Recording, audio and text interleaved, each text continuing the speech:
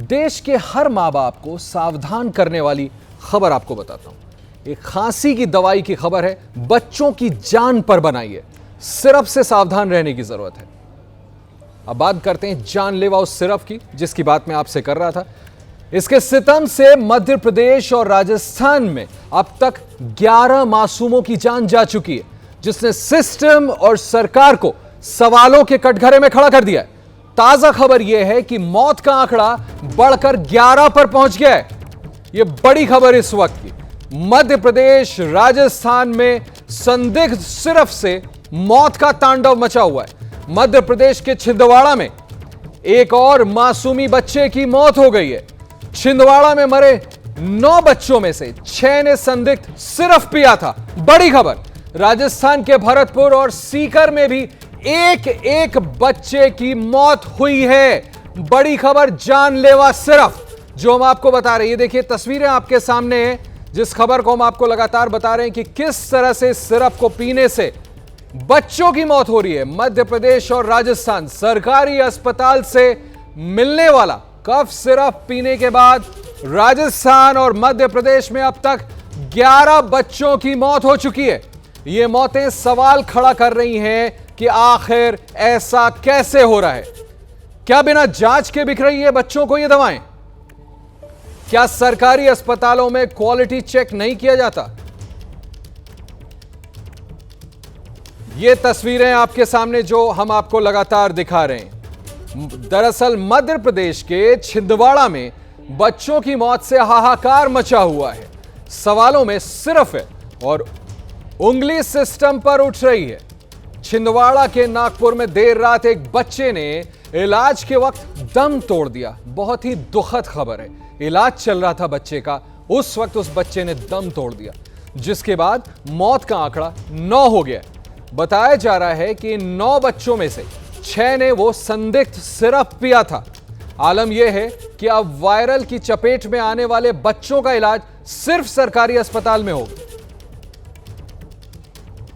कल की जो हमारी एक बच्ची की डेथ हुई है उसको मिला के अभी तक हमारी टोटल 9 डेथ्स हो चुकी हैं। और प्रिकॉशनरी रूप से हम कार्रवाई ये कर रहे हैं कि हमारे पास 1420 बच्चों की लाइन लिस्ट है जो वायरल खांसी जुकाम जिसमें वो ग्रसित रहे हैं अभी तक। इसमें हमने प्रोटोकॉल ये बनाया है कि 2 दिन से ऊपर जैसे कोई बच्चा बीमार रहता है उससे हम सीधे सिविल अस्पताल लेकर आते हैं, वहाँ 6 घंटे की मॉनिटरिंग में रखते हैं। वहाँ से अगर केस बिगड़ने की गुंजाइश होती है तो जिला अस्पताल भेजते हैं, ठीक हो जाता है बच्चा तो घर भेजते हैं और आशा को बोलते हैं कि हफ्ते में एटलीस्ट 2 बार जाकर उनका फॉलोअप लेते रहें।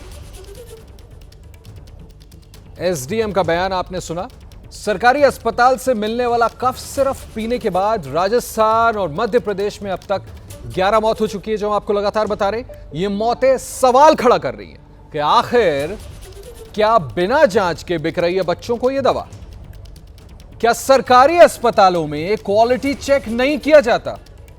क्या ड्रग्स क्वालिटी कंट्रोलर ने दवा की जांच नहीं की? क्या दवा के मिलावटखोर सरकारी सिस्टम पर भारी हैं? विवादित कंपनी को सरकारी टेंडर कैसे मिल गया? इस बड़ी खबर पर मेरे साथ मेरे सहयोगी भोपाल से अंबुज पांडे हैं। अंबुज, एक के बाद एक बच्चों की मौत हो रही है। सवाल मुंह बाए खड़ा है, इस पर चेक क्यों नहीं है? कौन है जिम्मेदार? क्या कोई कार्रवाई की जा रही है या नहीं की जा रही? जी देखिए, बिल्कुल आशीष, ये बहुत बड़ा सवाल है क्योंकि मासूम बच्चों की मौत का मामला है और लगातार मौतें हो रही हैं। 9 मौतें अब तक हो चुकी हैं। 4 बच्चे अभी भी ज़िंदगी और मौत के बीच में झूल रहे हैं छिंदवाड़ा से, जिन्हें नागपुर रेफ़र किया गया है और वहाँ पर उनका इलाज चल रहा है। उन 4 बच्चों में से 2 अभी भी वेंटिलेटर पर हैं और 2 बच्चे भी गंभीर रूप से अभी बीमार हैं। जहाँ तक बात है पूरी जांच की, तो दवाइयों के भी सैंपल लिए गए हैं। बच्चे जिनकी डेथ हुई है उनके भी सैंपल भेजे गए हैं कि आखिर उनके शरीर में जांच के दौरान बच्चों की मौत हो जा रही है, सरकार कर क्या रही है? कदम क्या उठाए जा रहे हैं? जांच तो होती रहेगी ना, बच्चों का मरना कैसे रोका जाएगा? सरकार क्या कर रही है? आपकी बात हुई होगी जो स्वास्थ्य मंत्री हैं, मुख्यमंत्री कर क्या रहे हैं? जी देखिए, मैं आपको बता दूं आशीष कि जहां तक इनकी गंभीरता की बात है तो मैं आपको बता दूं कि जिस दौरान ये जांच चल रही है उसी दौरान 2 दिन पहले स्वास्थ्य मंत्री का ये बयान आया कि बच्चों की मौत का कारण क्या है ये तो जांच के बाद पता चलेगा। लेकिन ये तय है कि ये जो कफ सिरप है जिनको खुद बैन किया गया है जिले में भी और भोपाल में भी, उसको उन्होंने क्लीन चिट दे दी। उन्होंने कहा कि ये तो तय है कि उस कफ सिरप की वजह से मौत नहीं हुई है। तो अब ये भी सवाल उठने लगे हैं कि आखिर कफ सिरप सही है, कफ सिरप से मौत नहीं हुई है, ये किस जांच में सामने आया है, ये किस लेबोरेटरी में चेक हुआ है, यही तो ये तो सवाल बड़ा अब आसान विपक्ष भी तरीका है उठा ना, रहा आप है। जांच समिति और कुल बिठा दीजिए, मिलाकर के जिम्मेदारी जिस मत लीजिए, तरीके का ये सरकार बयान क्या, आया है। स्वास्थ्य मंत्री खुद क्यों नहीं जिम्मेदारी ले लेते हैं? ये तो बयान, ये बड़ा वो है कि आप जांच समिति बिठा दे और उसके बाद खुद इस बात को कबूल कर रहे हैं। आप बता रहे हैं कि उसको क्लीन चिट दे दी गई जो कि बैंड कफ सिरप था। ये क्या बात हुई? तो फिर स्वास्थ्य मंत्री खुद क्यों नहीं जिम्मेदारी ले रहे हैं?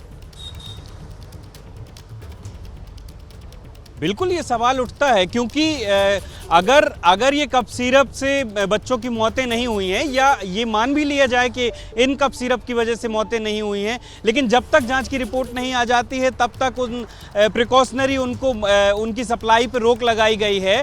तो स्वास्थ्य मंत्री किस आधार पर ये कह रहे हैं कि ये तय है कि ये कफ सिरप इसके लिए जिम्मेदार नहीं है? और मैं आपको बता दूं आशीष कि ये यहाँ पर जो अभी शुरुआती जो जांच है, शुरुआती जो एक्सपर्ट बता रहे हैं, डाइथिलीन ग्लाइकोल जो है इसमें बड़ी मात्रा में पता चला है कि वो मिलाया गया है इन कफ सिरप में, और ये उसको मीठा करने के लिए और पतला करने के लिए मिलाया जाता है, लेकिन इसके दुष्प्रभाव बहुत ज्यादा हैं। अंबुज, आप मेरे साथ ठहरें, आप मेरे साथ बने रहें, छोड़िएगा मत इस खबर को, इस पर बने रहना बहुत जरूरी है, जवाबदेही तय होनी चाहिए। आगे बढ़ता हूं, मैं इसी खबर की और आयाम आपको बताता हूं। राजस्थान में बच्चों की मौत पर स्वास्थ्य विभाग की सफाई, सिर्फ नहीं दूसरे कारणों से दोनों बच्चों की मौत हुई है। देखिए एक और इस तरह का बयान कि अब इस पर क्या भरोसा करें। बच्चों की मौत सिर्फ नहीं दूसरे कारणों से हुई है, स्वास्थ्य विभाग का यह कहना है। राजस्थान में बच्चों की मौत पर स्वास्थ्य विभाग की सफाई है।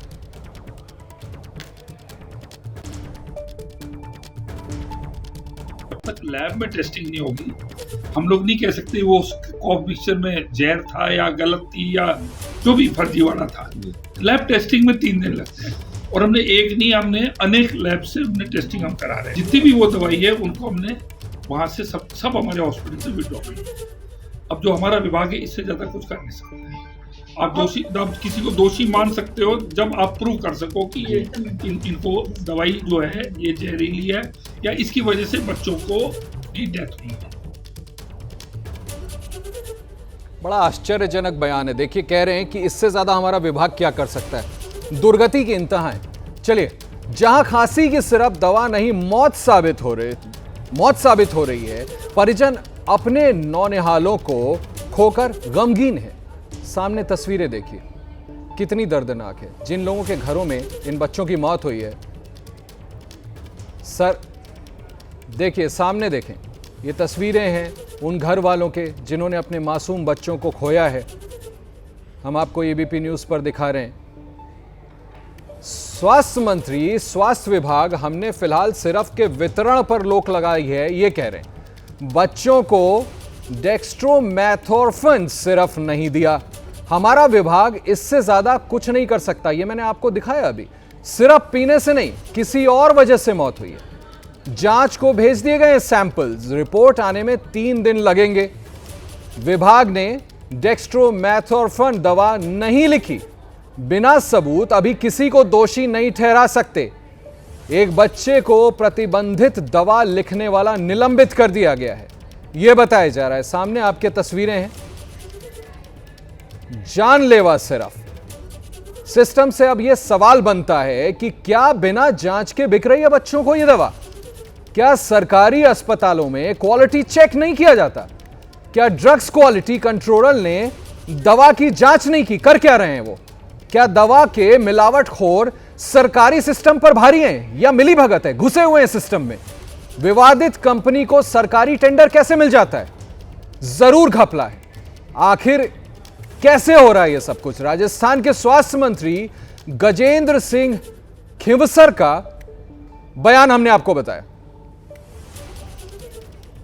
आप देखिए कितना बड़ा ये सवाल उठता है कि खुद मंत्री कह रहे हैं, सामने देखिए तस्वीरें, ये गमगीन परिवार है जिन्होंने अपने बच्चे खोए हैं और मंत्री बैठ करके ये कह रहे हैं कि इससे ज्यादा हम कुछ नहीं कर सकते, तो आप कुर्सी पर क्यों हैं? कौन इन सवालों का जवाब देगा? इन मासूमों की जिंदगियों का आखिर जिम्मेदार कौन है? तस्वीरें आपके सामने। जिस आंगन में इस मां के बच्चे की किलकारियां गूंजती थी, आज वही आंगन इस बच्चे की मौत के मातम से सुनसान है। जिस पिता की उंगली पकड़कर ये मासूम चलना सीख रहा था, वो वक्त से पहले ही जिंदगी की जंग हार गया। 27 तारीख को मेरा बच्चा खत्म हो गया खांसी की शीशी से। ये तस्वीरें राजस्थान के भरतपुर की हैं, जहां 2 साल के मासूम की मौत का मामला सामने आया है। परिजनों का आरोप है कि मासूम खांसी जुकाम से जूझ रहा था। सरकारी अस्पताल में इलाज के लिए ले जाया गया। अस्पताल ने दवाई लिख कर दी। परिजनों ने बच्चे को वही दवाई पिलाई, जिसके बाद वो फिर कभी नहीं उठा। खांसी की दवा दे दी उसके लिए, तो वो मतलब घर पे खाट पर आराम करने सो गया। तो उसके बाद बेहोशी हो गया, मतलब जगह ही नहीं था वो। उसके बाद फिर मैं दोबारा ले गया, दोबारा लेके हॉस्पिटल गया तो डॉक्टर ने मतलब रेफर कर दिया भरतपुर के लिए। भरतपुर से जयपुर के लिए रवाना कर दिया जेके लोन में। वहाँ से ख़त्म हो गया मेरा बच्चा। ऐसा एक नहीं, राजस्थान में ऐसे कई मामले सामने आए हैं जिसमें परिजनों ने बच्चों की मौत की वजह खांसी की सिरप बताई है। सरकार का कहना है कि दवा के वितरण पर रोक लग गई है और जांच के बाद ही स्थिति साफ हो पाएगी। लैब टेस्टिंग में 3 दिन लगते हैं और हमने एक नहीं, हमने अनेक लैब से हमने टेस्टिंग हम करा रहे हैं। नंबर 1। नंबर 2 है कि जितनी भी वो दवाई है उनको हमने वहाँ से सब हमारे हॉस्पिटल से विड्रॉ कर। अब जो हमारा विभाग है इससे ज़्यादा कुछ कर नहीं सकते। आप किसी को दोषी मान सकते हो जब आप प्रूव कर सको कि ये इनको दवाई जो है ये जहरीली है या इसकी वजह से बच्चों को की डेथ हुई। वही बीमारियों की निगरानी रखने वाले केंद्रीय नोडल एजेंसी राष्ट्रीय रोग नियंत्रण केंद्र ने राजस्थान और मध्य प्रदेश से दवाओं के सैंपल लिए हैं।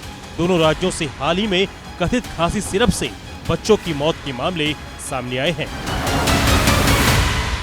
अरे आपसे कुछ नहीं हो सकता तो कम से कम ये उम्मीद करें कि केंद्र स्वास्थ्य मंत्रालय अब हरकत में आए और जरूरी कदम उठाए। जितने लोग जिम्मेदार हैं उनको सख्त से सख्त सजा होनी चाहिए। आगे बढ़ता हूं, अब बात करता हूं उत्तर प्रदेश की। अब बात उत्तर प्रदेश की बरेली की, जहां आई लव मोहम्मद विवाद को लेकर हुए उपद्रव के बाद आज पहला जुमा है, जिससे जुड़ी बड़ी खबर हम आपको बताते हैं। जुमे पर बरेली में हाई अलर्ट है। एसएसपी अनुराग आर्य ने निकाला खुद फ्लैग मार्च। शहर को 4 सुपर जोन, 4 स्पेशल जोन में बांटा गया है। इसकी जानकारी दी है एसएसपी ने। संवेदनशील इलाकों में पुलिस फोर्स तैनात किया गया है। सीनियर सुपरिंटेंडेंट ऑफ पुलिस ने यह जानकारी दी है। नमाज के बाद लोगों से घर जाने की अपील की गई है सुपरिंटेंडेंट एसएसपी की तरफ से। यह जानकारी हम आपको दे रहे हैं। आज जुमा है बरेली में, इस वजह से यह खास तैयारियां की गई है एहतियातन। यह भी एसएसपी की तरफ से अपील की गई है कि जुमे की नमाज के बाद शांति प्रिय तरीके से सभी लोग अपने घर लौट जाएं।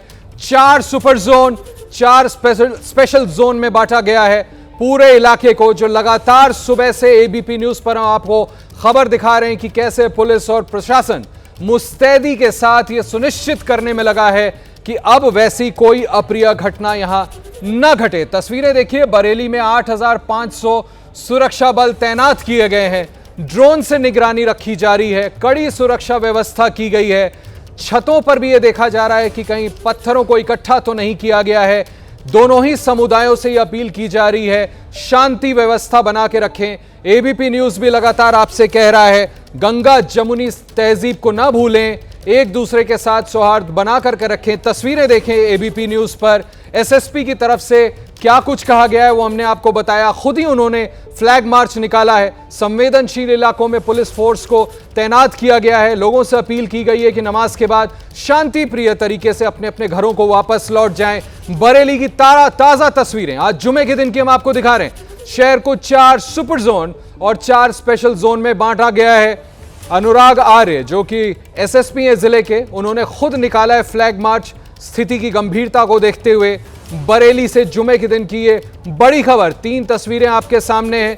पुलिसकर्मी, सीनियर ऑफिशियल्स वहां पर तैनात है। थोड़ी देर पहले मेरे सहयोगी बता रहे थे कि वहां पर कैसे महिला कर्मी भी तैनात करी गई हैं ताकि महिलाओं और बच्चों की भी सुरक्षा सुनिश्चित की जा सके। सभी लोगों पर नजर रखा जाए, यह सुनिश्चित हो कि किसी भी तरह के अराजक तत्व वो कुछ भी ऐसा ना करें जिससे माहौल बिगड़े। पिछले शुक्रवार को बरेली में क्या हुआ था वो हम सब ने देखा था। आई लव मोहम्मद विवाद इतना तूल पकड़ा था कि उसका असर सिर्फ बरेली तक नहीं रह गया था, तमाम प्रांतों तक ये बात फैल गई थी।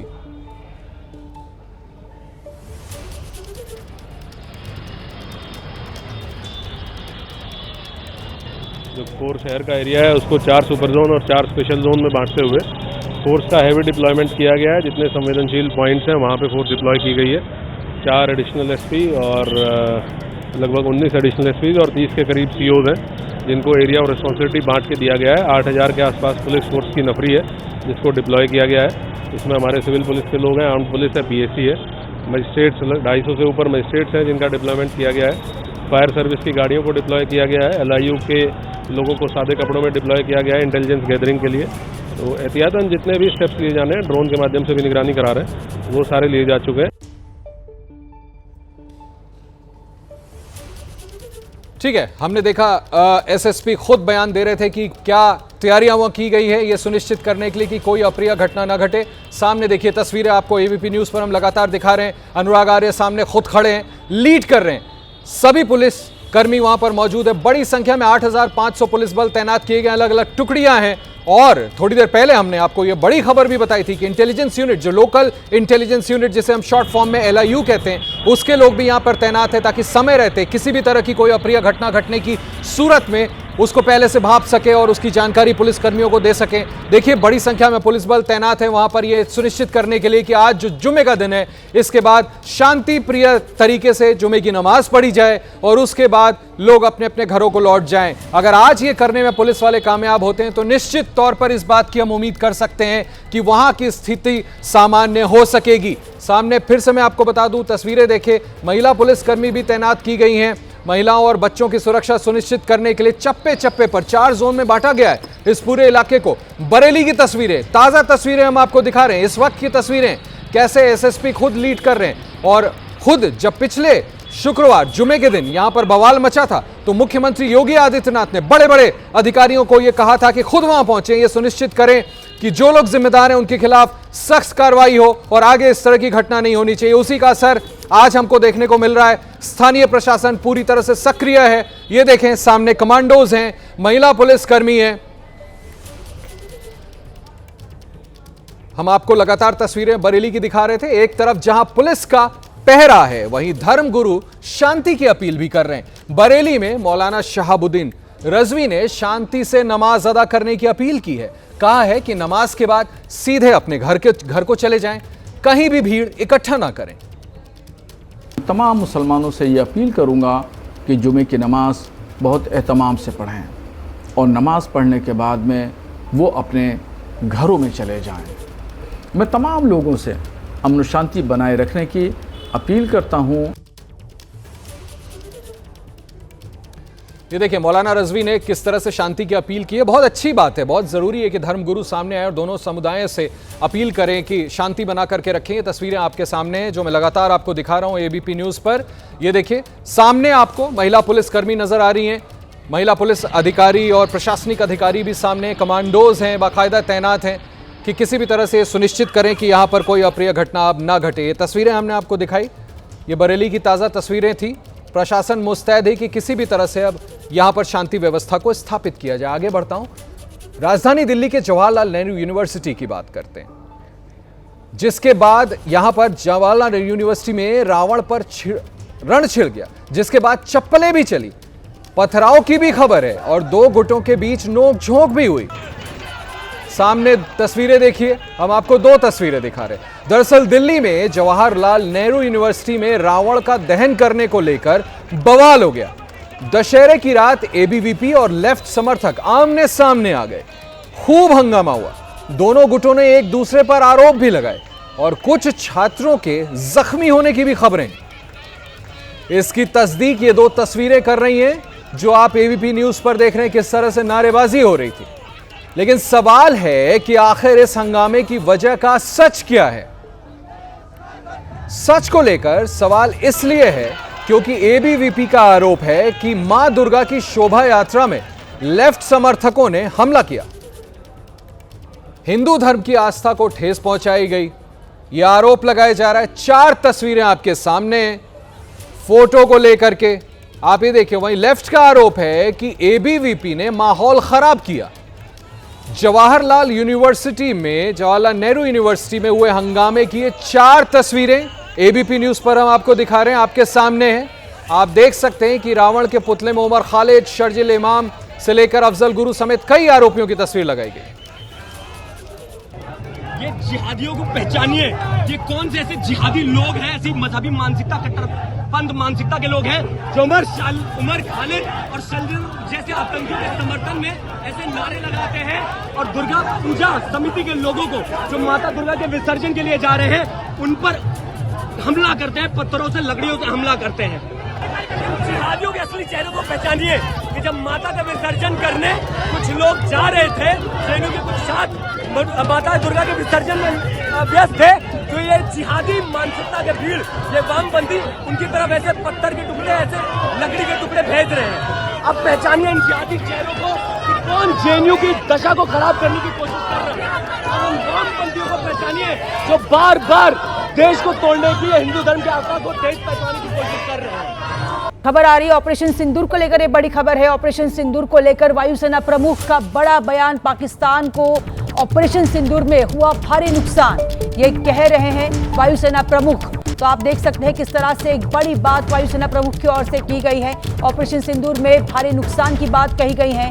वायुसेना प्रमुख कह रहे हैं कि पाक के 4 से 5 F-16 विमान तबाह हो चुके हैं। पाकिस्तान का C-130 विमान रडार की तबाही, ये कहना है वायुसेना प्रमुख का। पाकिस्तान की एक मिसाइल प्रणाली को भी नुकसान पहुंचा है। इतिहास में ऑपरेशन सिंदूर को याद किया जाएगा। तो इस वक्त एक बड़ी खबर आ रही है पाकिस्तान को लेकर। ऑपरेशन सिंदूर में जिस तरह से भारत की ओर से एक बड़ी कार्रवाई की गई है, उसी को लेकर वायुसेना प्रमुख की ओर से एक बड़ा बयान सामने आया है जिसमें कहा गया है कि ऑपरेशन सिंदूर में भारी नुकसान पाकिस्तान को हुआ है, जहां पर PAK के पाक के 4 से 5 F-16 विमान तबाह हो चुके हैं। वायुसेना प्रमुख की ओर से ये बड़ी बात की गई है।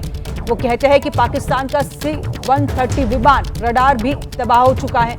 पाकिस्तान की एक मिसाइल प्रणाली को भी बहुत बड़ा नुकसान पहुंचने की बात वायुसेना प्रमुख की ओर से की गई है।